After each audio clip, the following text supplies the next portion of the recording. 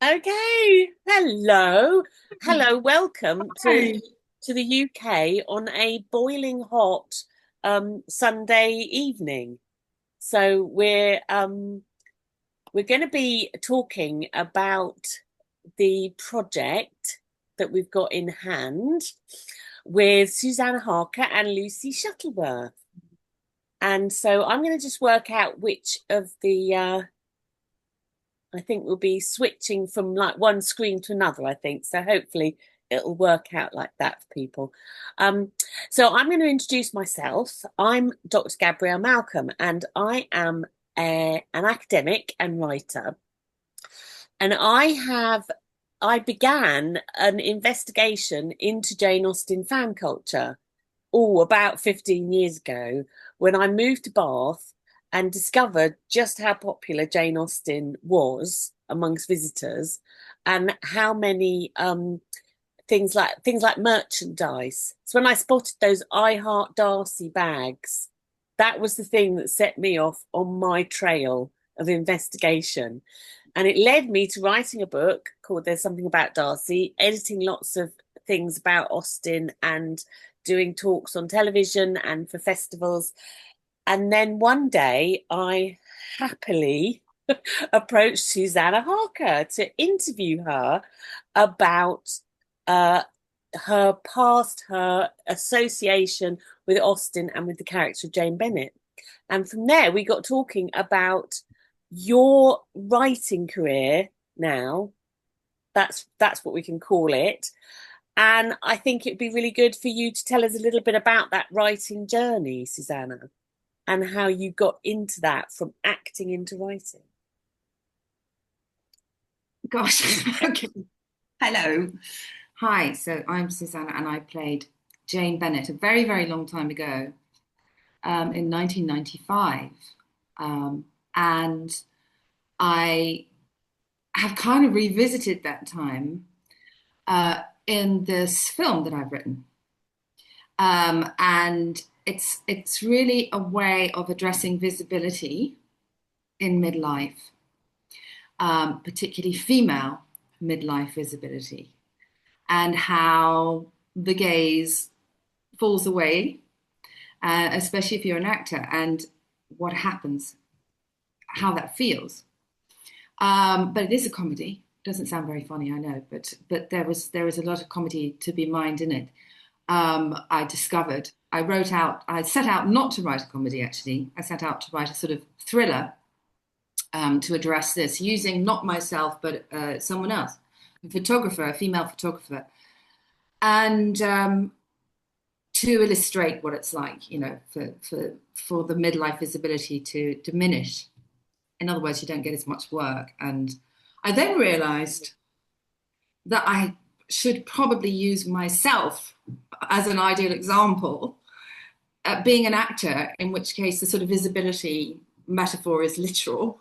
And I thought, well, I better use my own experience. And that's how it evolved. And so I wrote, and I set out to write something, again, fairly serious, I think. And then realized it was very funny. And it just got funnier and funnier, and I couldn't stop it being funny. And then it broadened and became about many other things. And I've involved very much the Austen fan base in it. Mm. Um, and that became very interesting to me, and they took on a life of their own, really. And at the time, I was also doing events and going Yeah. to through Caroline Knight and through you and to other people. I was being invited all the time to go back and back and back to look at Jane Bennet, myself as Jane Bennet all that time ago. And so I just mined my own experience. I was Yeah. very reluctant to at first, but I realized that it was the way to go. It's And almost like the universe is kind of telling you, pushing you in that direction. There's a very organic element to it, isn't there? Because of so many different interests in the audiences that have sprung up over the years, the 30 years since the television show. that's right, yeah. And then we met through, I can't remember, through this interview, and I was doing this, and I realized that Gabby was connected so much to the fan base and had written books about the fan culture. And that's partly, well, actually turning out to be mostly what I'm also looking at in this. And also the tremendous ability for Austen's work to help people. And she helped me. She helped me through this very difficult phase in my life. And Mm. in a sort of meta way, is still helping me, I suppose. It's still going on. We're doing this together. We're coming together, and Lucy's come on board, who's this amazing film writer, screenwriter, and producer for this for us. And you know, it's just it keeps on giving. You know, Mm. this extraordinary. And I think that Jane Austen, and the people I have met around this community have all shared a tremendous sense of kind of well-being through Austen, and a kind of harbour really, or what's the word I'm looking for? Gabby, you're better at words A than me. safe haven, something Like like a haven, like a Well, haven. it's like the way that I see it, and with my involvement with the Austin communities online over the years, and particularly through COVID and things like that, it's like all of the best bits of the internet and of reading and of community and of making connections with people around the world come together in the sort of Austin themed sites and pages. You just don't get the kind of trolling and the nastiness and things like that, that kind of pile on in a lot of other parts of the internet in fan culture. Austin fan culture helps to diminish that. I think there's a huge, huge sort of wave of like, it's going to be about friendship and community and supporting each other. Yes, it's very wholesome, isn't it, Yeah, in comparison in to, all the best ways. It's, yes, yes, in a real way, not in a, yes, being clever, being supportive, being witty. It's like it adopts all the best angles from Austen's writing. yeah. So we're introducing Lucy Shuttleworth as well into our trio this evening. And let's hear a bit from you, Lucy, about your journey with producing, writing, creating, and also with Austen. Okay, We all have a background with Austen, Do. particularly in the UK. Yeah. So hi. Yeah, my background is I started off acting and didn't get anywhere. I went to study drama and did lots of fringe theatre and then ended up working in film as a script reader, working for Miramax Films and working for lots of big film companies in London, reading scripts, and became a script editor, was asked to producers to develop stories, and then I worked as a development executive for a production company, working on a lot of big movies. The biggest one probably was Merchant of Venice with Al Pacino. Um, and then I was also writing, and I wrote a film called Secret of Moonacre, which is actually quite Austen influenced. I used to pitch it because I was also working on it as a producer as kind of Jane Austen for kids, Elizabeth Goudge. I don't know if you read the book, The Little White Horse, has got a lot of kind of Austen-esque Mm. observations and characters in it. And apart from that, and then I've also been a bit like you, I've been working, I've been teaching on a master's at a university, and I'm also a script editor and writer, so I do all sorts of different things. But I became involved with a mutual friend, Alison Larkin, who's also another big Austenite, because she knows how much for. I mean, like many others, I'm a super fan of Austen and the drama that Susanna's in. Um, and Austen for me is just like something you meet Mr. Collins like every 5 years. There are so many characters, her wit and her observation of human nature, and also the Bingley sisters, Oh, how people behave, and often women who just can't help going with the screwdriver, and all of it is so brilliantly observed, and the way she looks at class, and feminism, it's brilliant. But the main thing for me is I love as a writer, I love comedy drama. And I think the way to get through life is to laugh because otherwise I don't know how any of us can cope. There's so much. And I think when Susie and I met, introduced by Alison Larkin, I read the script and I mean, I've worked with students, I work with lots of people as a writer, but I love working as a script editor as well. And I thought, no, this is really good. This is smart. This is Mm. intelligent. This is also, I worked on another show that I'm doing, which has had some similar themes about older women and just saying, actually, no, we don't want to be pigeonholed. We don't want to be put in this corner. We're fed up of being described as this stereotype, which for most of the women I know just doesn't exist. Yeah. So I jumped at the chance to be involved. I'm very instinctive and I've worked a lot and I've recommended a lot of films and my instincts are always, they say, how do you know? What are you doing? And I say, Yeah. if I'm Yeah. right or wrong, I have to go with my instinct. And if a story, as a writer as well, and I've adapted novels, does this story speak to me? Is it something that I want to work on? And so for us, it's been a kind of, again, that's that idea of this organic journey of Mm. working with you, working with the team, just thinking about, oh, what can we do? We need to, and the industry is, in strange times, COVID and AI and all sorts of things happening. It's like, what can we do to make this wonderful film happen? With this also having a brilliant actor, so we've already cast it, which Mm. any producer knows is half the half the problem. This sort of meta story, which we want to really evolve and bring in the next tranche and bring in a great director and Mm. get it made. So yeah, that's my kind of experience. I'm a writer, script editor, and sort of producer as well. But very much a creative producer, I Mm. guess.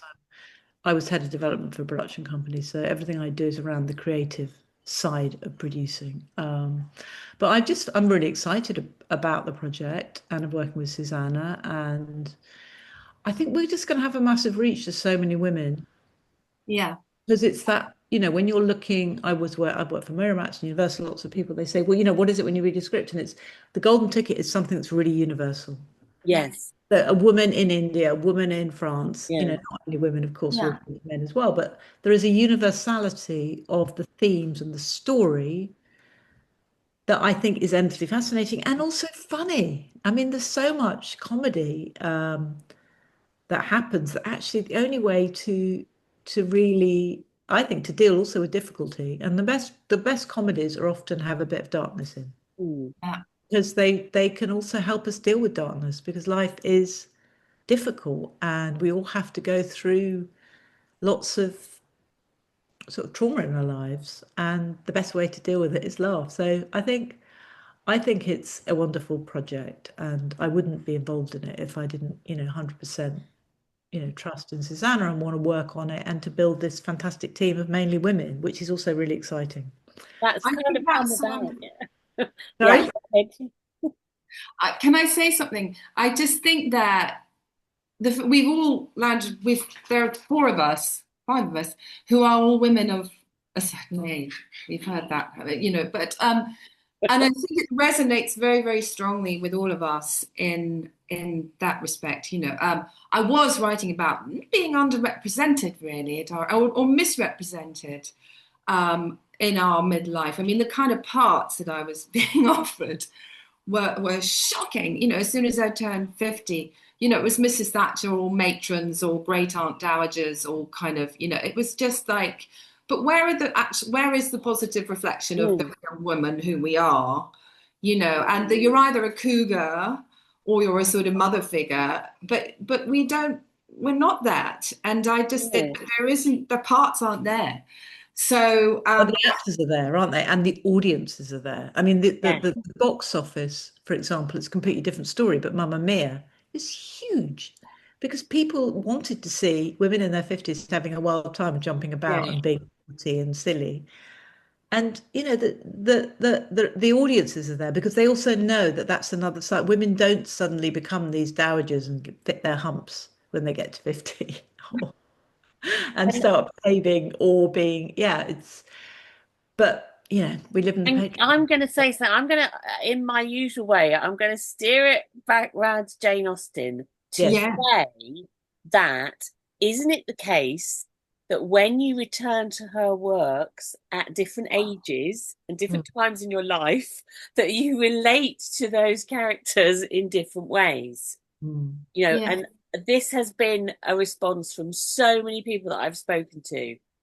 And it's as if, as a foundational piece of work from her, as foundational texts, she really offers great guidance, Mm. I think, for developing character and for being able to show the nuances of characters so that you don't know it's there until you're kind of reading it again and you say, oh my God, I'm sympathizing with Mrs. Bennet. Yeah. Yeah.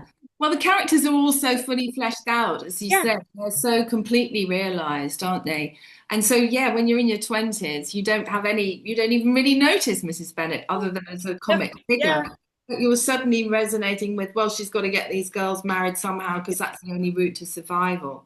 Yeah, I know. I'm Like so many surprised. people have said that again, time and again, about going back to her characters. And I think that's where her, in that big kind of, in that interrogation that we're going through at the moment with shows on the BBC and books being published of what makes her a genius, what made her so brilliant and Yeah. lasting and universal. And I think it really does come down to those characters who are just leap off the page, but do it in that really subtle way, like from I generation to generation. Yeah, absolutely. I agree with you, but I also think uh because of, the patriarchy, and it was very much, what the time she wrote, having a character like Elizabeth Bennet who said no, Oh, who answered back and was quite rude and stood up for herself and had agency and refused to be married off to Mr. Collins and said, I don't care, was such an amazing role model, I think, for young women that I think for me, when I read it, when I think my grandmother gave it to me, I think I read Prime Princess was about 12, was like, wow, she's not scared. She's not scared. And she can actually stand up for herself, even to Lady Catherine de Bourgh, which is mm, so, and Arthur throws her out of the house, which is always very oh, exciting. But I think, yeah, no, you're right. I think Austen But is she's she's fearless. She is fearless, isn't she? fearless, She yeah. creates fearless women, young women as well, who are Yeah. outspoken.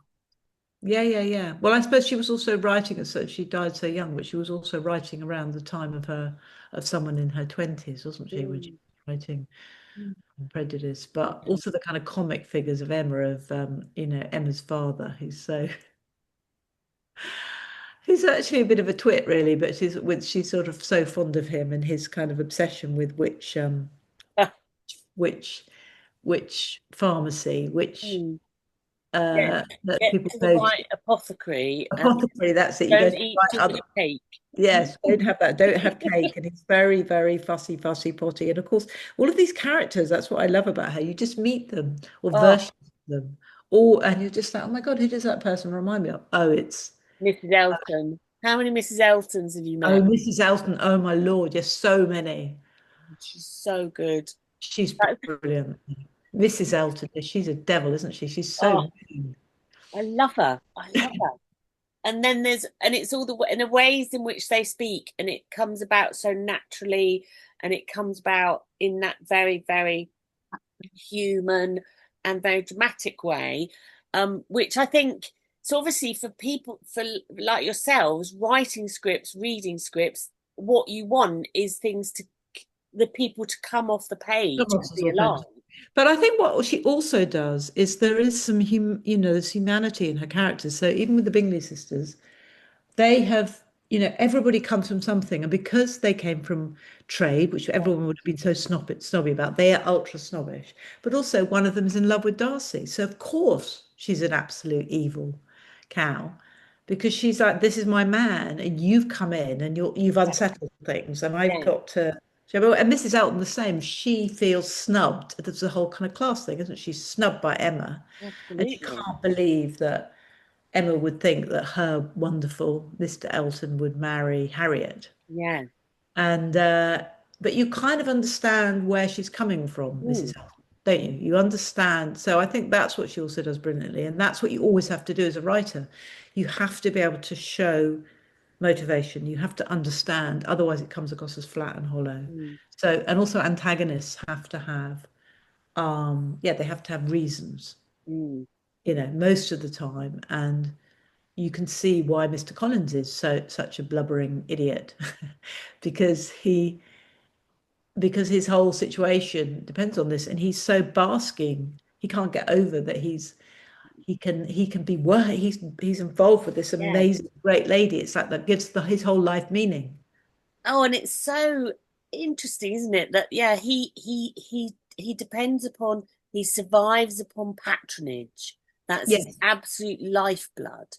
And Mm. that's such a thing, isn't it? In She Yes. writes, in she writes music. snobbery so perfectly, doesn't She she? does Mm. brilliantly. Yeah, brilliantly. Oh, She pokes at it. And of course, what's great is often the kind of aristocratic characters like Lady Catherine of Bird are also idiots, because she Oh, also says, she's constantly saying how brilliant she would. I mean, that line about when if I had played the piano, I I would would have have been a been great better in the proficient I would have been most proficient. I would have been better than anyone else. And if I'd the learned. way, you notice when people do that, when they say, I wouldn't like to say anything, but actually I'm the Yeah, best at this, or, and every a time someone humble says that, brag. I always think, Yeah, I always think of Austin when people, I think it's also very English. yeah. We sometimes, there's a difference between the sort of English and American, because sometimes we think, you can't say that, you're showing off. Um, but I think, going back to this project, I think it is its own story. It is part of Susanna's life with, as writers, we all bring in bits of our life with other factors woven in, but it has an organic truth and direct relationship with Jane Austen, and she is going to be, she is, but the script is evolving. Well, Um, exactly. The script, it's a work in progress, and what we're aiming at is looking for the kind of support yeah. that's needed for the next phase. Could you talk a little bit about that next phase then? What are we aiming for? What do we want people's support with? Because this is all around this will be all about the discussion about the script and the direction it's going in. Yes. So what we're really looking to do at this stage is it's in filmmaking terms, this is a development process. So we're looking to raise funds to develop the project, so Susanna and I can really get to work to create a wonderful draft and to attach a director and some more partners. So what we're doing is we want to be quite careful that we just at the moment keep the process quite small. So we're looking for people to be involved, for people who want to support this project and support stories that aren't mass produced. It's not a Marvel comic. It's an original piece of work. And now more than any time, because it's so difficult in the arts, we need to support original voices and original stories. So what we want is for people to come on board, be part. There's all sorts of wonderful rewards, and we want people to come on board and be part of the process and join in with that, and help us make this film. And we're doing it in a way, I think, we're women coming together and saying, actually, we're fed up with kind of sitting in the corner, and we don't want to do our knitting. I can't knit myself. I Um, can't quilt, knit, do no, anything. no, but we want the support. We want to take control, but we also want to create a fantastic, beautiful film. And so we're asking for you to get involved. oh, hang on. Sorry, I'm going to mute. Oh, that's okay. Did you pause? I think she paused. Yeah, Okay. yeah. So you've had to make sure that Baxter's occupied, Susanna. Yes, this is one of the main characters in the film, if not the Yes, star, yes, actually. Because yes. Baxter, my very bad behaving, very badly behaved dog, who's just ruined this whole meeting. We But I'm do just have to add, yes. I mean, he will be one of the stars, so we do have to make sure he's okay and has yeah, exactly yeah, what he needs. exactly. Have a lie down with a Messing around. glass of water and his own Winnebago. Yeah, I don't think he's going to be able to be in it because he would savage the sound. yeah. We may have to cast him with You someone, don't have to cast him. You carry on while I But just carry go. on, okay? You see, this is what always happens when I'm talking to Susanna and then Baxter has to Baxter gets involved. Jealous. comes That's in. why. He is. He's so Jealous. positive. But to Actually. to add in my kind of my knowledge of the script, because I've read an early draft and so on, Yeah, is that there is the Baxter character Baxter's, who yes. features. Features. Well, he's the kind of gatekeeper at the moment, isn't He he? is, he He does certainly all is. sorts of Yeah. things for Susie's character. Yeah, but we're just yes, but we'll have to see. I think Baxter is, you know what they say, never work with children and Oh, animals, but especially yeah, but if you do put a dog in the scene, if you put a dog in the scene, like in Shakespeare, there it goes. yes. Sassy's got the energy. My dog is absolutely passed out from the heat, I know it must be because today has been another 30 odd degrees. absolutely boiling. I have a cat Oh, who you have. is just like comatose. We've got two cats as well, and the Yeah, cats are absolutely passed out on the stairs. yeah, they're loving it. My cat hasn't been out stealing stuff We are. That's today. better. Is he all right? We He's fine. He's going to be taken out, I He's believe. the temperamental type. He's the temperamental Very artiste. difficult. Temperamental artiste. Yeah. I was just saying he's jealous. He doesn't like you Yeah. being on. No, exactly. Zoom is taking all of my focus, my attention. He doesn't like that at all. Anyway, So to steer it away from the temperamental artist having his crisis, let's find out from you, Susie, about the process for this project, yeah. and about aiming towards the film, the piece that you want to make. What does this mean in terms of, for you as a creator and actor, doing it this way, how this will sort of support you? Well, of course, it's rather like Jane Austen herself. It's a feeling of self-empowerment, and to be able to, when you feel so disempowered midlife as an actor, or tend to, with the kind of parts that's been coming in and the kind of, it's very empowering to write something and to discover that you can write. And especially now I'm enabled to write much better with amazing people coming in on board, this incredible team. It's bringing it to life in ways, that I couldn't have imagined. And it's moving quite fast. And yes, the aim is to go into production and to have to start next year. Mm. To film next year and to just keep this momentum going that we've built and we've found. It's a very, very good dynamic in the team that we've got. We all fulfill different roles perfectly and support each other in a way. And so it's been a very gratifying, fulfilling process of empowerment, I guess. It really has. And it's been a very interesting year so far, because this is the 250th anniversary. It means that I have, and particularly you, Susanna, we've been out and about in amongst events, talking to fans from all over the world. And there is a sense of this global reach, and that there will be quite, I would imagine, this kind of like wide engagement, this global reach to this project, that we can anticipate, can't we, that there will be an audience from around the world who will want to see this film. I think so. I think Yeah, absolutely. we've got a commercial, yes, viability, I think. Yeah, no, it's definitely it's universal, it's commercial, but it's also it balances both. It's commercial, but it's a highly intelligent, Yes, yes, funny film that I think, yeah, has a massive universal reach yeah. that will appeal to people all over the world. And yeah, obviously not only in the Austin community, we've got the Austin community, but we've got all sorts of other people, of women who'll be going, wow, yes, it's inspirational. And it shows people that you don't have to just feel like, oh, I'm just going to sit in the corner and put a bag on my head and not speak to Which anyone. is what you do tend to feel like when you get up to the menopause for quite a Yeah, long time, yeah, quite a it's few just years. like, I I have think a I was life and hide away here.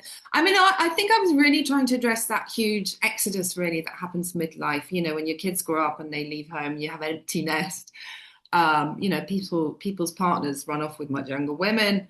There's your body changes, everything. You lose so much, or you have a sense of loss midlife.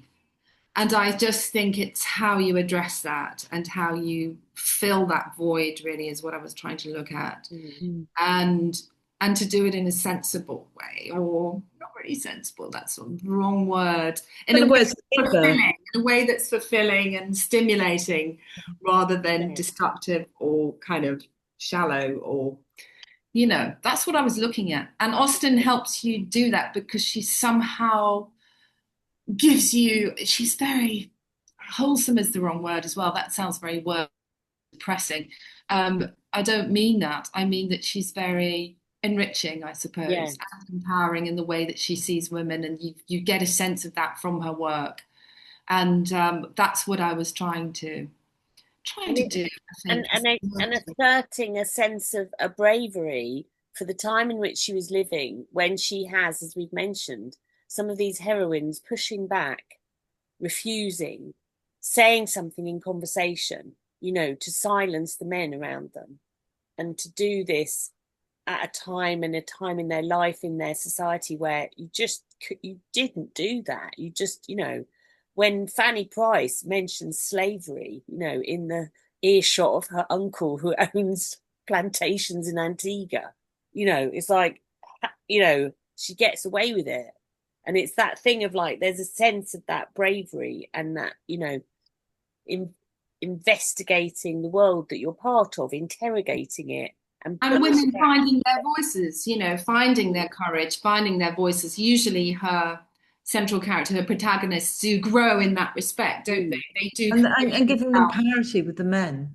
Mm. And Yes. saying that actually, we do have a voice, we do have an opinion, and we don't particularly like being treated like this. And we think it's, her big beef was how women, from a material point of view, they have no inheritance most of the time. Mm. So they have to be sold off to the highest bidder into marriage. So it's, And it was the waste of talent, the waste of potential and talent and ability. This was a big beef of hers, and she would have these conversations with her father, who was, Yes. a great supporter of Who women's supported her? education. Yeah. He was a forward-thinking man. And I think also she deals with reality. She deals with the situation as it is in the moment. You're an orphan, you're penniless, or you're being pushed into marriage, or you've lost your home, all of these things. She deals with reality as a contemporary satirist. And I think that's really important, something that you've really hit upon with your script, that you're dealing with the reality of now. We're not talking about costume drama. We're not talking about that kind of, looking back at a historical period. It's about dealing with reality now as you see it and as Jane saw it. yeah. I agree. I think that's a really brilliant point. I think, we just want to, make clear to people this is a modern story. Mm. It's a story about women now.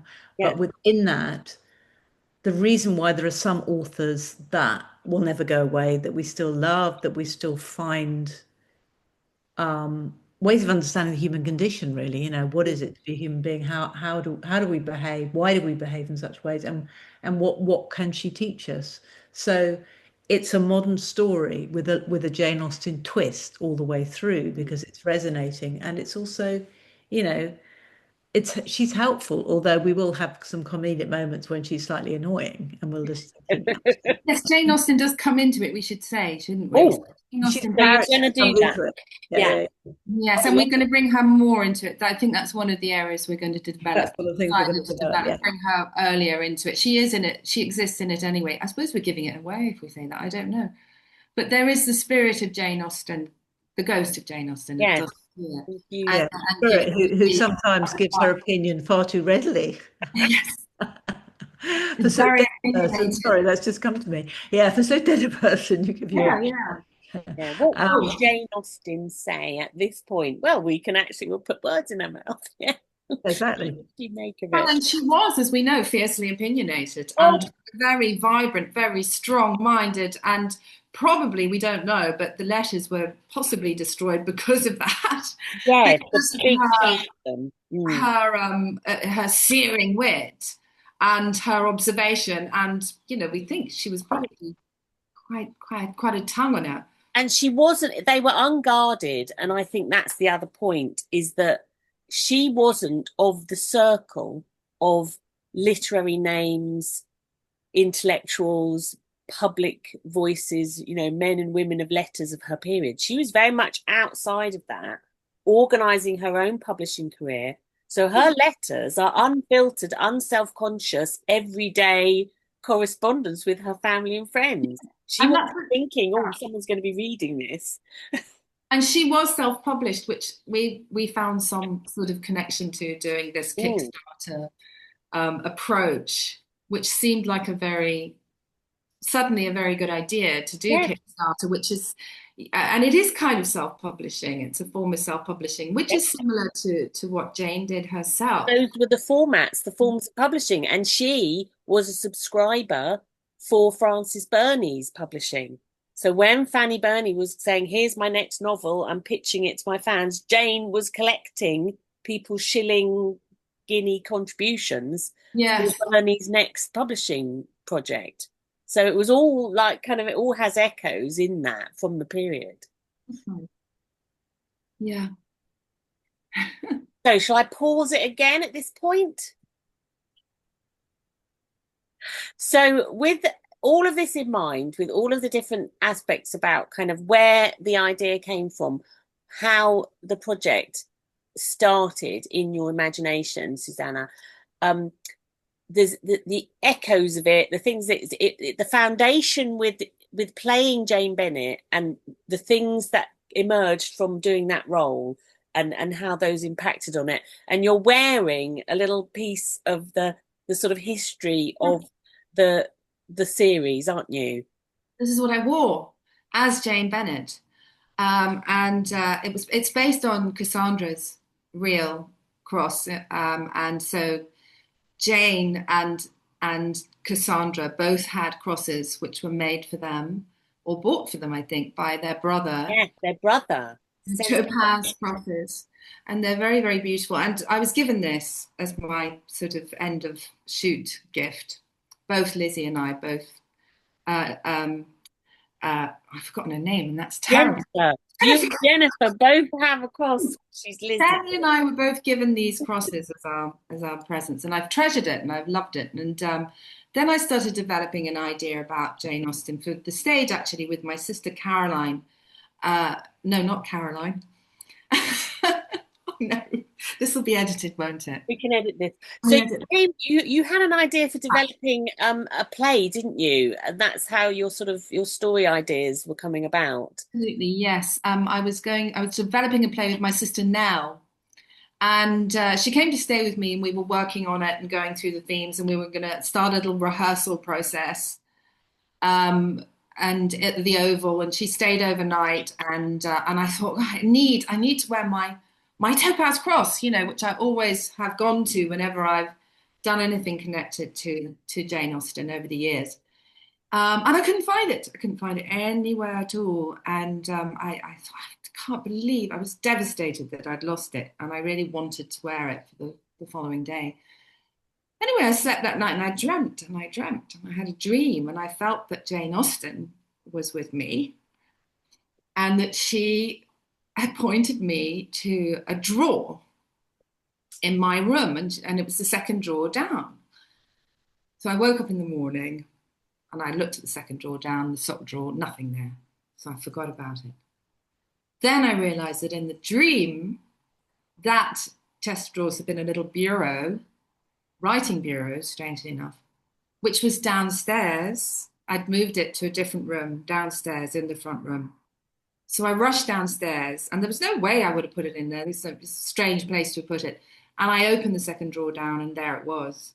So, and I haven't lost it since, and I've held on to it since. But that's kind of what spawned the initial idea of the spirit of Jane being with the character Susie, and guiding her.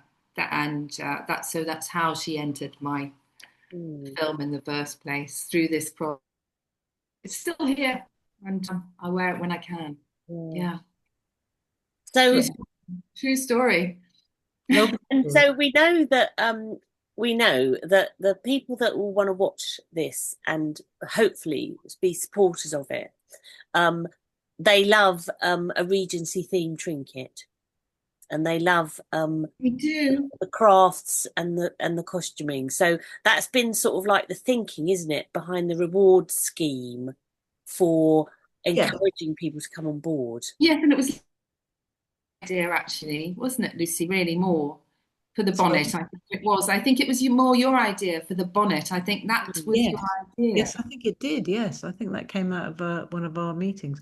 I mean, I think yeah, there is the ubiquitous bonnet. We've we've created the most beautiful bonnet as one of the sort of the main reward, physical rewards that people can buy their own bonnet. But I guess Susie, you can give more detail about the making of the bonnet and the wonderful designer who's Yes, created. it's an incredible. Anthony Lamble is a wonderful theatre designer and film designer, and he's an old friend, and he came on board and designed this extraordinary bonnet for us. So it's the Jane Bennet second spring bonnet, which is like a sort of spring bonnet. It's got yellow roses. I've actually got it here, the prototype, so I We might have. bring it Can we out have to a look show at? us. Shall I bring it out? Shall I? All right. I haven't seen Um, the thing. I've seen the designs for it. I haven't seen the reality. Yeah. this is this is our prototype bonnet. Very, very colourful. Orange roses, yellow roses, silk, blue silk, and wonderful kind of silk Oh lining my goodness. ribbons. They were all crazy about ribbons in those days, ribbons Yeah. and lace. So it fulfills. I'll put it on. Oh, that's lovely. You don't have to say that. It's gorgeous. It's so perfect for this time of year in a summer heat wave as I well. Oh, think how women would have coped. Obviously, they needed bonnets. Otherwise, going definitely out. or a parasol. But anyway, but what's amazing is that he has hired Pieroni in Rome to create 30 of these bonnets. And Pieroni are extraordinary because they have worked for the industry. They did Pride and Prejudice, the film Pride and Prejudice, Mm. and also crucially they did that series that everyone Bridgerton, Bridgerton. all the costumes for Bridgerton. So So Oh, all you Bridgerton. will get your very own if you want, but be quick because we think they're going to the, you 30 have of them. fly off a the shelf. chapeau delivered from Rome. Exactly. I mean, you just have to get out onto like go on a promenade somewhere amazing, get down the seafront in Brighton and show it off to everybody. Exactly. Yes. That's lovely. That's so exciting. That's lovely. That might even get me in a bonnet. I have not gone down the Regency costume route You haven't done the bonnet yet. yet. I haven't done bonnets yet, but that might get me in a bonnet. You will be doing it. At the end of this I film, mean, Gabby, you'll be wearing a bonnet every Ah, day. okay, I will hold you to that, and we'll we'll all be in see. them. We'll We'll all see. be Yes. Well, definitely bring back the bonnet, I bring say. back the bonnet. Okay. That's the new title of the film. Bring back the bonnet. Not a bad idea.